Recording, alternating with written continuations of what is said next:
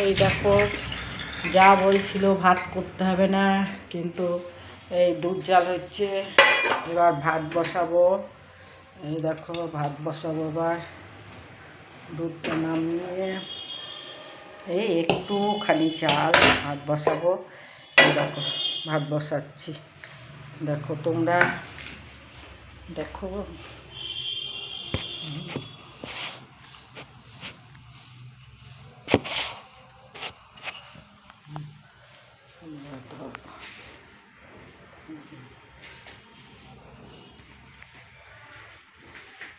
ভাত বসাচ্ছি।